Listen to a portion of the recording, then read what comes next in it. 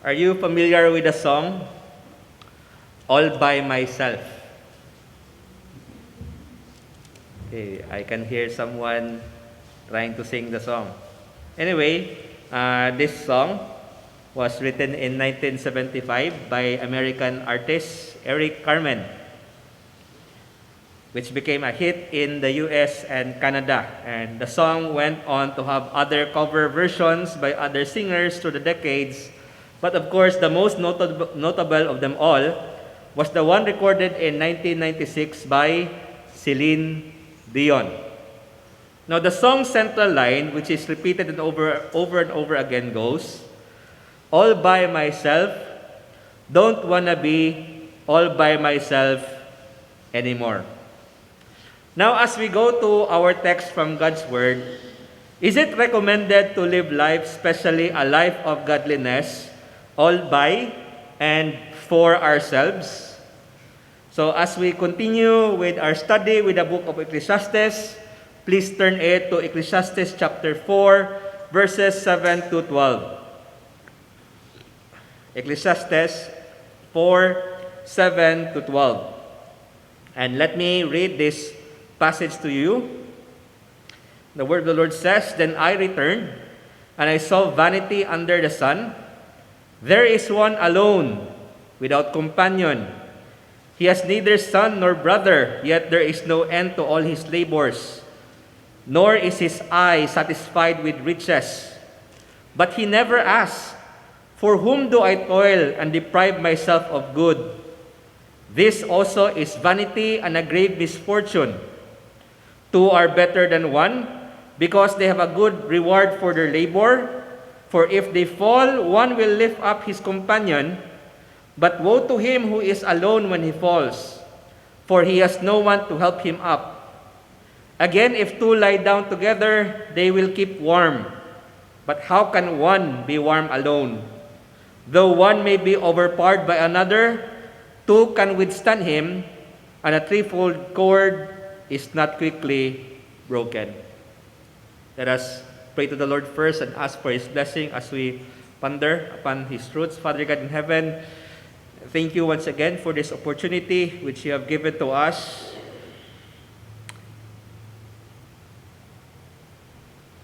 that our souls, dear Father God, may be refreshed and be strengthened, O Lord, by your truth. And so it is our prayer, dear Father God, sanctify us and help us, Lord God, in understanding these things. We pray, O Father God, that we'll be able to see that, dear Father God, we are not independent, we cannot exist on our own, that we need you as well as we need others, dear Father God, in living life and even the Christian life, a godly life, a holy life. O Father, help us, cleanse us, and forgive us of our sins. And we commit to you this time. In Jesus' name we pray. Amen. Now, as we think about the words of this passage of Scripture, Ecclesiastes 4, 7 to 12, we will learn that a life lived all by yourself will lead to a wasted life. Please take note of that. A life lived all by yourself and for yourself will lead to a wasted life. So what lessons can we learn from our text concerning companionship, especially one in the context of a godly life? So our text, Ecclesiastes 4, 7 to 12, teaches us two lessons concerning God-glorifying and biblical companionship and company. So two lessons for this evening concerning biblical companionship and biblical company. Number one, we'll look at the bitterness of living and working for oneself alone. The bitterness of living and working for oneself alone. And number two, we will learn about the blessings of living and working not alone. And we'll see that in verses 9 to 12. So the bitterness of living and working for oneself alone, and the blessings of living and working not alone. So let's look first at the bitterness of living and working for oneself alone in verses 7 to 8, where it says, Then I returned, and I saw vanity under the sun. There is one alone, without companion. He has neither son nor brother, yet there is no end to all his labors, nor is his eye satisfied with riches. But he never asks, For whom do I toil and deprive myself of good? This also is vanity and a grave misfortune. Back in 1624, John Donne, in his book Devotion, said, No man is an island, entire of itself. Every man is a piece of the continent, a part of the main. But what does happen when a man becomes an island? Total human isolation could prove fatal to a person's health, especially his mental faculties. An article in The Guardian cites a study on prolonged confinement of individuals. To quote, While there are numerous studies showing the harmful effects of solitary confinement on prisoners, studies of the general public are rarer because of the ethical concerns around subjecting someone to prolonged isolation for the purpose of a clinical trial. Back in the 1950s, however, Donald O. Hebb, a professor of psychology at Montreal's McGill University, did just this. Hebb had his volunteers spend days or even weeks in soundproof cubicles, deprived of human contact. After a few hours, the subjects became restless, talking to themselves to break the monotony. Later, they grew anxious, highly emotional, and their cognitive abilities began to wane as they struggled to complete arithmetic and word association tests. At some point, many began having hallucinations, both visual and auditory. One man even hallucinated being shot in the arm and felt the sensation of pain. The subjects became so disturbed that the trial was cut short. And I think we have a degree of that kind of experience when we were in lockdown, especially during the time that during the time of the ECQ that we couldn't get out. We don't have much human contact, and even we go to the point wherein we try to isolate ourselves even from our own family members. We were so disturbed and restless. That's the effect of isolation, because we are not designed to live that way. Companionship, community, and interaction is not only needful for our physical and mental health, but it is also essential for our souls. As Dr. William Barrick said, an individual who isolates himself from companionship fails to experience community and its God-ordained blessings. Still, many people today tend towards a destructive withdrawal from other people and society. There are also others who, though they may live among the crowd, develop selfish attitudes and lifestyles.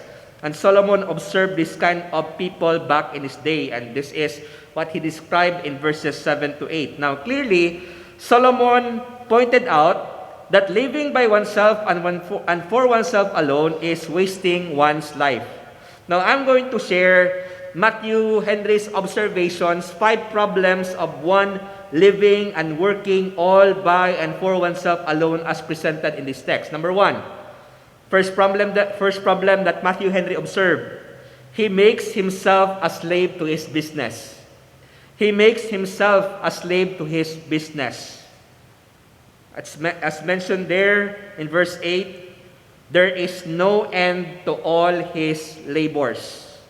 There is no end to all his labors. He has become a slave to his work, to his business. Here is a man who is without family and friends and works hard to gain more and more to the point that he never gives rest to himself. He just works endlessly for himself. he has become a slave to work. Now, work is not wrong. It is God's gift to us. But if the fixation and concentration of your life is nothing but work to the point that others are no longer benefiting from it, especially your family and friends, then work has become a grief rather than a gift. Work has become a grief rather than a gift. And there have been many lives broken due to obsession with work. There have been people working to the level that they could no longer spend time with and take care of their important relationships and even themselves. And what's sadder is, our world has given us a pressure in increasing our workloads. And even to the point that we're working most of the time overtime, beyond our working schedules. People are working 8 hours in the office, and then they would often bring their work at home and have no time for family or other matters. So be careful with work, that it will be a gift and not a grief. That's the first problem that Matthew Henry observed. He makes himself a slave to his business. Another one, he never thinks he has enough. He never thinks he has enough, as said also here in verse 8. Nor is his eye satisfied with riches. There are many people who work much and who gain much, but they just won't stop working, and they don't want to stop working because they want to gain more. They gain more wealth, but they would not spend their wealth at all. And it goes nowhere. It just gets stored, but not being used. Later on in Ecclesiastes 5:10, Solomon said, "He who loves silver will not be satisfied with silver, nor he who loves abundance with increase. This also is vanity." The danger with this is, too often, such people indeed gain more riches at the expense of losing far greater riches. Like again, family, loved ones, friends, and an intimate relationship with God. Now, our world today talks much of reaching our goals and dreams. But what's the point of achieving your dream when you're alone when you get there? What's the point of achieving your dream when you're all alone when you get there? What's the worth of making more money when you have less moments with people who really matter in your life?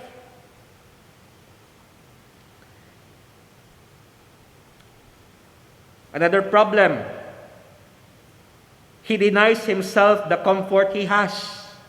He denies himself the comfort he has still in verse 8. But he never asks, "For whom do I toil and deprive myself of good?" People work hard, they gain much, and yet they deprive themselves of the benefits of their gain. They work hard again, they gain much, and yet they wouldn't spend the money that they had. They deprive themselves of the benefits of their gain. Hetty Green might be an extreme example of this. When she died in 1916, she had a wealth of $100 million. She was dubbed as the richest woman in the world during her time. Yet she was also called the Witch of Wall Street because of her legendary thriftiness. Okay, she doesn't spend money much. The Smithsonian Magazine notes, her fixation with making and maintaining money grew and grew to the point where she wouldn't seek medical attention for herself or her children because of the cost. And they all live in cheap housing and move frequently. I've read in some other sources, Hetty Green, so that she will not spend rent, she would just have all her transactions in a carriage.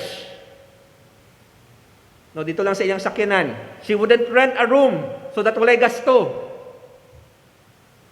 She would just have her office, her transactions in her vehicle, in her carriage. And when she's sick, she would go to the free clinics. And there was a time that her son had an injury, and so she wanted not to spend much. She decided to treat it by herself. But then what happened? The injury, okay, I think it's a wound, okay, sa leg, became worse to the point that when they already went to the doctor, the leg has to be amputated, putlo na ang tiil.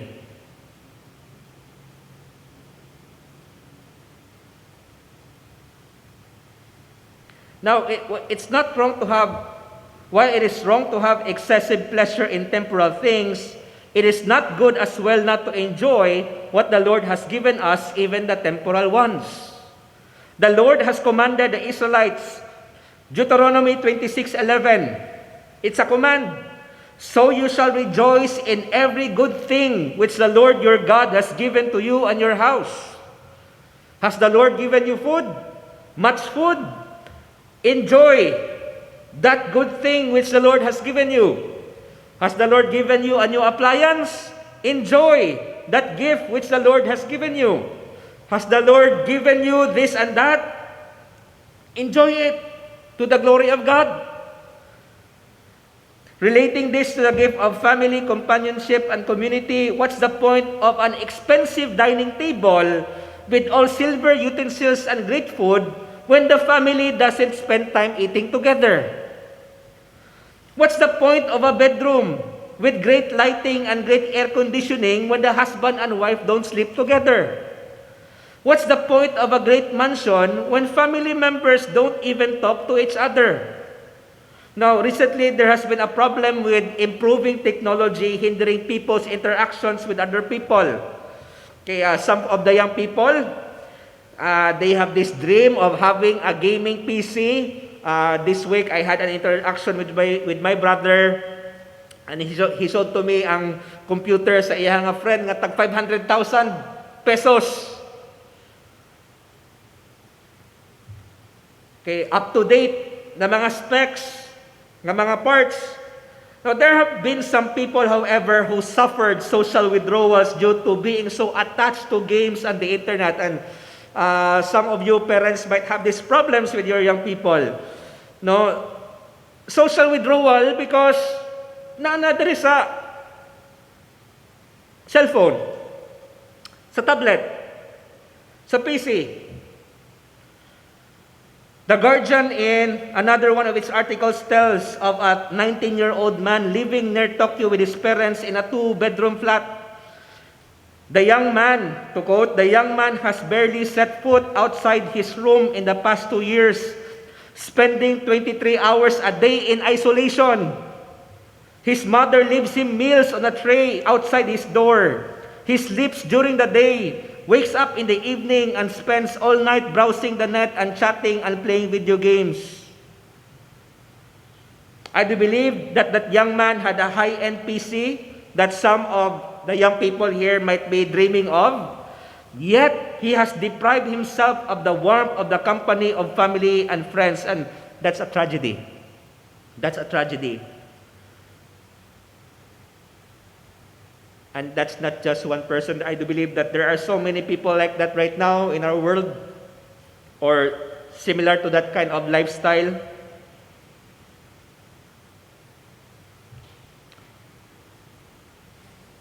Yes, it's good that technology is improving, but we should be careful lest technology has taken much of our attention so that we will not give attention to much more important things.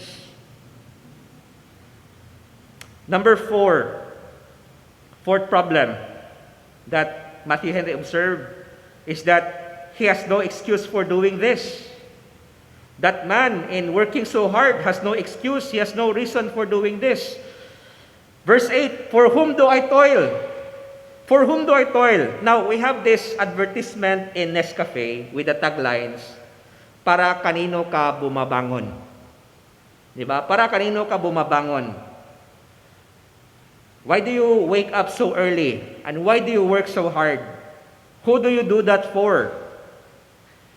It's a question that gives meaning to our efforts and labors. And seriously, ask that kind of question. Para kanino ka bumabangon? Do you have a reason for all the hard work that you are doing for all the hard work that you are doing? The wretched and miserable lonely man in Ecclesiastes 4:8 does not ask himself this kind of questions and examine his life. Why? He or she doesn't have anyone to value in life. He doesn't ask, for whom do I toil? Because he doesn't have someone or some people in his life. How about you? Is there someone or some people in your life that you are working hard for, living for? And if you don't have some people in your life, do you have workmates and teammates? Do you have friends? Do you have a family? Do you have a church? And if you do, then in obedience to the commandments of loving God above all and helping others love God above all, then live and labor for them and with them, and so you will have a life worth living and a work worth working. At times, people are not serious in their living and in their working because they don't value someone in their life. They don't have someone and they don't value someone. They don't love someone in their life. God wants us, according to Warren Wiersbe, God wants us to labor, but to labor in the right spirit and for the right reasons. Number 5, okay, this is the last one. He has not consideration enough to show himself the fully of this. Again, there in verse 8, but he never asked. He never asked. As you labor, as you work, are you examining yourself? Henry comments, though I labor as I should for the glory of God, and that I may have to give to those that need, though I consider that it is but for the body that I am laboring, a dying body, it is for others, and I know not for whom, perhaps for a fool that will scatter it as fast as I have gathered it, perhaps for a foe that will be ungrateful to my memory. Note, it is wisdom for those that take pains about this world to consider whom they take all these pains for, and whether it be really worthwhile to bereave themselves of good, that they may bestow it on a stranger. So check yourself. Are you trying to live and labor for yourself and by yourself alone? And consider the bitterness Solomon presented in this passage of that kind of life. Quickly, let me move on to the blessings of living and working, not alone, found in verses 9 to 12. There's this motto by the Golden State Warriors in their 5 consecutive NBA Finals trips from 2015 to 2019. And that is strength in numbers. Strength in numbers. There is strength in numbers, and it's not just presented by the Golden State Warriors franchise, but also by Solomon here in verses 9 to 12. 2 are better than 1 because they have a good reward for their labor. For if they fall, one will lift up his companion. But woe to him who is alone when he falls, for he has no one to help him up. Again, if 2 lie down together, they will keep warm. But how can one be warm alone? Though one may be overpowered by another, 2 can withstand him, and a threefold cord is not quickly broken. 2 are better than 1. And then when you come to the end of verse 12, a threefold cord is not quickly broken. There is strength in numbers. Dr. William Barrick points out that Solomon identifies 3 examples of solitary existence in contrast to companionship in order to make his point. All 3 might arise from the experience of travel in the ancient Near East. The first might refer to falling into a pit or a ravine. The second might describe attempts to keep warm outdoors during the cold of night. And the third might refer to robbers encountered along the road. The lesson should not be restricted to travel, however. A helper, a comforter, and a defender all apply to many life settings. May I point that this passage is not restricted to the application of having a wife or a spouse or a husband. Well, that is a great application. As when God created Adam, He said that it's not good for man to be alone. And then God gave him a helpmate in the person of the woman Eve. The principle two or are better than one extends to the areas of work, family, studies, playing games, and other areas of our lives. Even athletes in individual sports need some help in the form of coaching and management. Even the Lone Ranger, okay, we often quote the Lone Ranger, nakaya ni Lone Ranger to do it all alone. I just found out that Lone Ranger has a sidekick actually. His name is Tonto. Loner superheroes like Batman need the help of an Alfred and a Robin, and even King James, LeBron James, needs a team to win a championship. Dr. Warren Wiersbe points out that two are better than one when it comes to working, walking, warmth, and watch care, as pointed out in this passage. Now, I will have another preaching on this subject, two are better than one, next time. In the spiritual life and the ministry of the Lord, we need partners, companions, and a community. The life of godliness cannot be lived alone.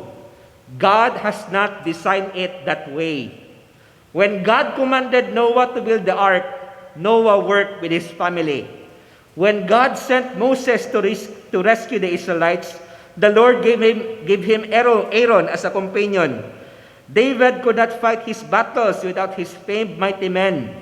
Elijah, who tried to minister on his own, got burnt out in the process, and thus he was given a companion in the person of Elisha. And even the lonely Jeremiah had Baruch as his attendant. And coming to the New Testament, we see the principle of two are better than one. Even Christ ministered with his team of 12 disciples. He sent them out 2 by 2 on ministry trips. The Apostle Paul formed teams in his missionary journeys. And later, in his epistles, Paul wrote frequently of commands concerning relationships with one another. We have the one another commands, such as pray for one another, love one another, and serve one another. Christian life, the life of godliness and holiness, was never meant to be lived alone. As Dr. William Barrick said, God advocates companionship over solo lives. God advocates companionship over solo lives. And yes, as we close, totally in our Christian lives, we need a companion, and there is no greater companion than Christ Himself. We cannot live a godly life alone, apart from Christ and apart from His people. Apart from Christ, as Christ said, John 15:5, I am the vine, you are the branches. He who abides in me and I in him bears much fruit, for without me you can do nothing. What a friend we have in Jesus.